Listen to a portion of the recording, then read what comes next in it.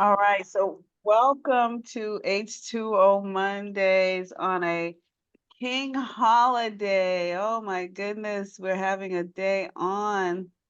And this is such a pleasure that I have an audience to Zoom. If you want to get on Zoom, go to uh, LinkedIn or Facebook for Facebook fans, and there you can find the link to get to us. So welcome, welcome, welcome.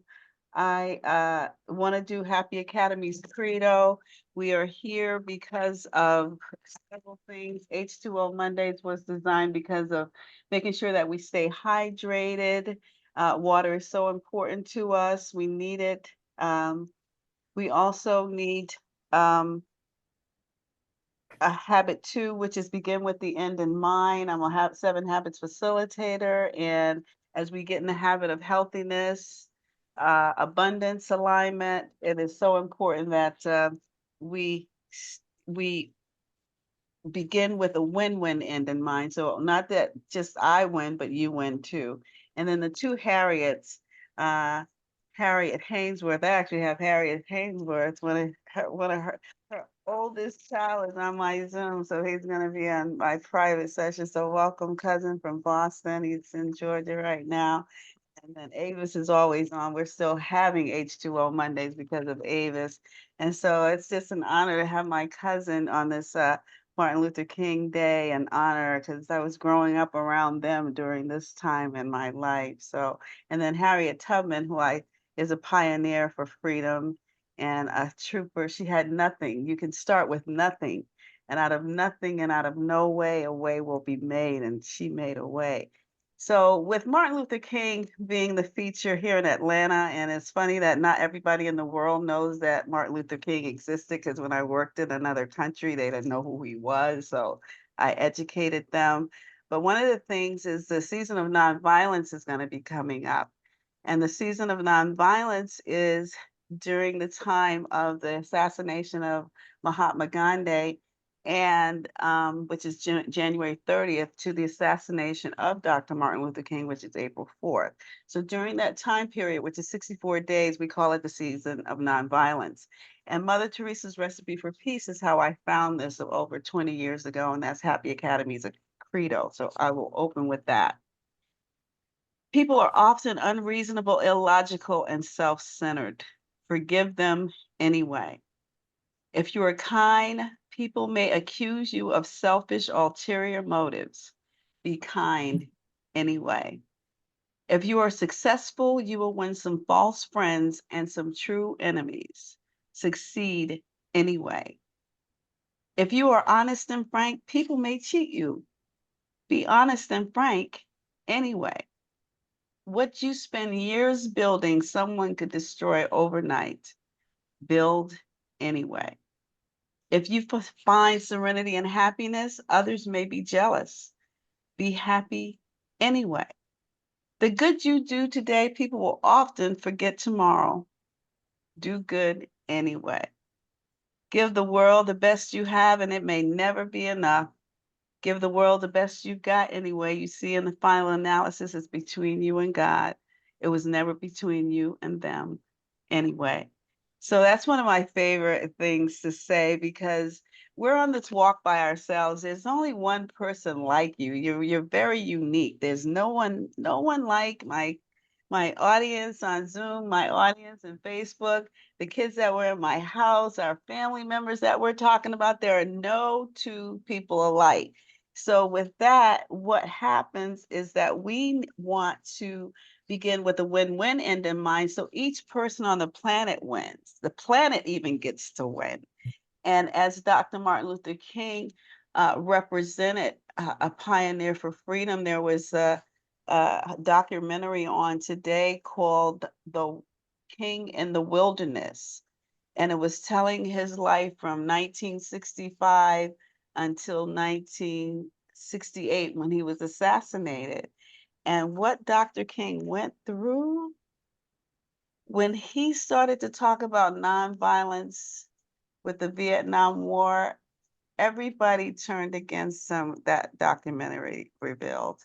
They stopped giving, they stopped calling, and they stopped caring, is what one of the commentators said. And it was like Andrew Young, Harry Belafonte, um, oh, so many people were talking about him who stood right by him. Jesse Jackson, the lady that took him to the airport when he was going. So we are legacies is what I'm here to say. And H2O Mondays is around designing your legacy and your purpose. So as much as he was a family man, Dr. King um, was out here for the world. The whole world was his family. And he was, and if you look at anyone's legacy, it's not just our immediate family, but the whole world, the whole planet needs everybody. Everyone needs everyone. So we honor him. So with that said, another HBO special came on with Nikki Giovanni. Anybody remember Nikki Giovanni? So she is a Delta. I didn't know that. The Deltas, we just celebrated one of our anniversaries. I didn't count. I think it was 1913. She's a Delta, but she is still out there advocating for women, and she's still writing and speaking. She's got a new book out. I actually want to reach out to her myself to see how you become a successful author and writer, because she is very successful. Which she actually mentioned Rosa Parks is why I brought her up, because when Emmett Till was killed, Emmett Till actually started, his mother, Mamie Till Mosley, is another hero. She actually showed his body, which kind of started the civil rights movement. According to Nikki, that only just weeks later is when Miss Rosa Parks wouldn't get up. So one thing steered another and steered another. So Nikki Giovanni wrote a poem for Rosa. The other person that stands out is Harriet Tubman. I was talking with a friend on Friday. He didn't know who Harriet Tubman was, and he comes from Zambia. So I'm noticing that we have heroes all over the world, and not all our heroes are known all over the world. So I had the luxury of telling him about my hero, but it amazed me that I think about 20, late 20ish, maybe early 30ish young man, because he is not of the United States, doesn't know. Now, MLK didn't come up, so I would wonder, I have to text him whether he knows MLK or not. So with that saying, all this history out here being made, just because we know something doesn't mean somebody else knows something. And we're out here to pass the truth. I heard something recently, beginning with the end in mind. So imagine children, they're dependent on the parent to tell them the truth. And the person told me a little story on something I was listening to, and said they were riding down the road. The child was about 5 or 6 years old, and they were going into a farm area, and they saw something that they hadn't seen for the first time because they were a city child. And they said, "What is that, Daddy?" And the daddy said, "That's a horse." Now, the kid had never seen a horse before, so it took its word from the father that that was a horse. But what if daddy had said that was an elephant, but it was really a horse? So, what I want us to do is, when we're out here speaking, what are we spreading when we're speaking? Because Dr. Martin Luther King was spreading freedom for everyone. Because by the time he was leaving, he had this what did they call it? They called it the poor man's. Oh, where's my?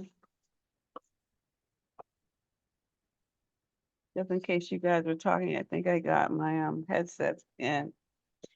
But what is it? The Poor Man Project, Economic Project. And I'm telling you, that could be something that we could go. Oh, the Poor People Campaign. It was called the Poor People Campaign. So when they were bringing the campaign together, one of the people said, "Well, are we talking about Black people?" He said, "Yes, Black people."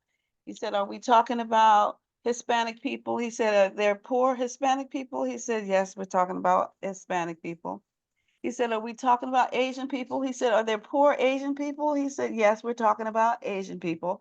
And he said, Are we talking about white people? He said, if there's poor white people, yes, we're talking about poor white people. So he was talking about anybody that had economic lack. And that's one of the things that I am focusing on too. Like, our conscious conversations this year is going to be called around abundance alignment.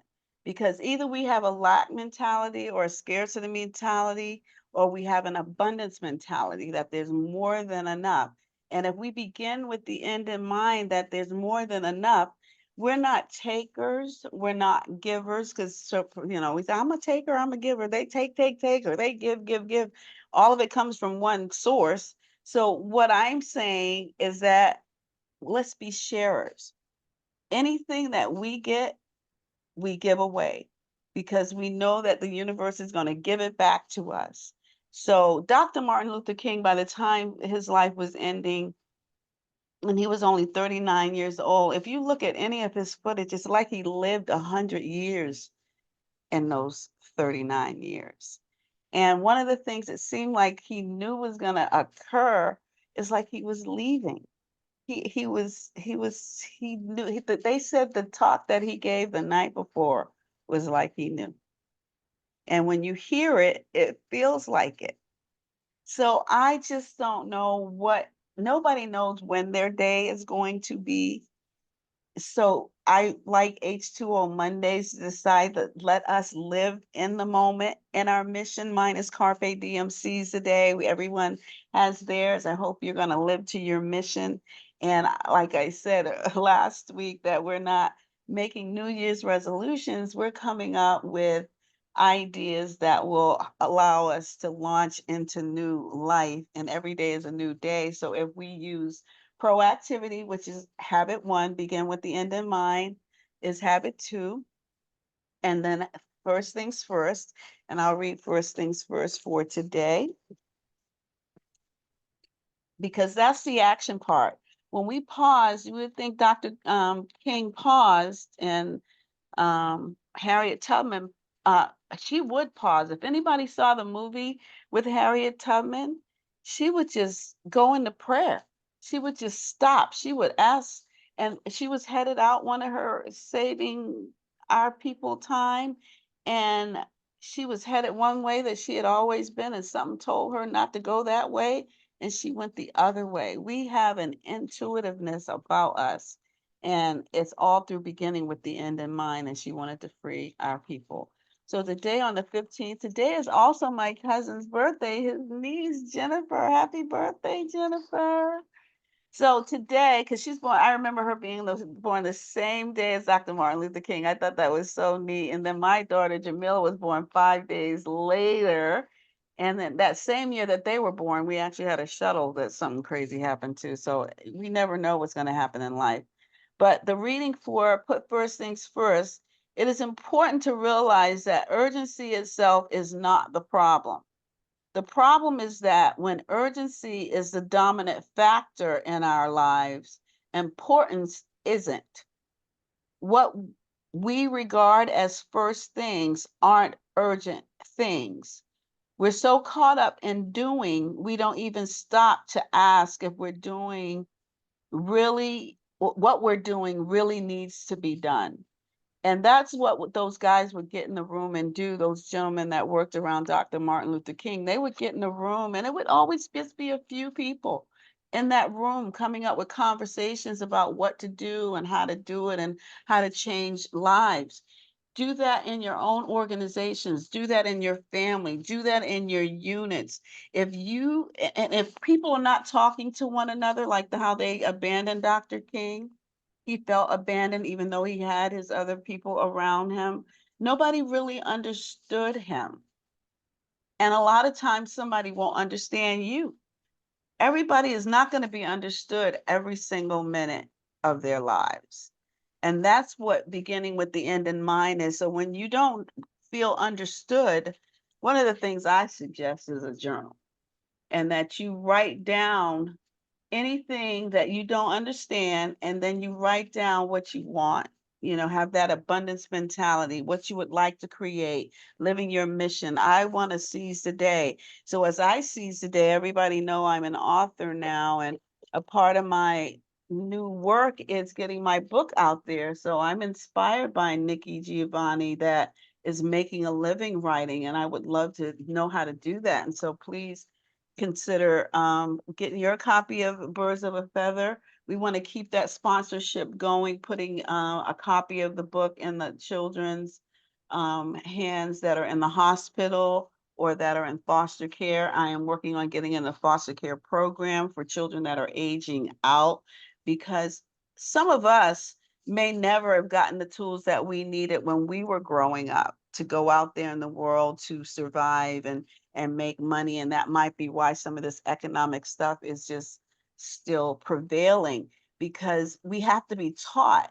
And if we're just observing and we're not getting some of the details, and we don't get into the details of our own lives, then we could miss having all the things that's necessary to live fully.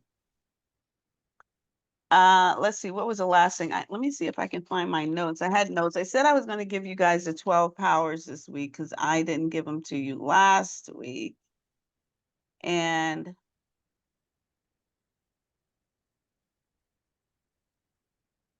let me tell you what they are. Oh, I wanted to mention Miss King too, because if Dr. King had lived, he would be 94 years old today. Isn't that neat? And she lived from 1968 to 2006. So she lived a long time after he did. And I just think that she's just strength. She's strength. She's very much a strong woman. So let me so I'm gonna say them out loud, and anybody who wants them, reach out to me for them. Anybody who's online, I'm gonna email them to you so you'll have them. But one of the 12 powers is released for this month, and that would be how I see beginning with the end in mind. If we're frustrated about something, I believe that's what Dr. King did. If he was frustrated about something, he went into conversations with the higher power, and then conversations with others that went with the higher power. So one of those powers is release. All 12 are faith, strength, wisdom, love, the word power itself, imagination, understanding, will, zeal, release. And so that's all 12. And each month will be representing one. Next month will be love. But the first one, and didn't put them in the same order on my calendar to talk to you about, because I put release first. Release was kind of last in the list that I got from the fellow ministers that I work with. But release is what prayer is to me, or what habit two is. Release is when you let go of something you can't do nothing about. And if anybody realize anything, we can't do anything about anything. When people think we have control, that's an illusion. The only thing we have control of is how we think, feel, and act. And how we think, feel, and act is based on what's up here. And if there's negativity up here, it's probably going to come out here. So and everybody can have that. We're all human beings. We're going to react when somebody acts up. So what habit one is to stop. Wait a minute. What kind of results you want? If you can pause for a minute, that's where the prayer goes.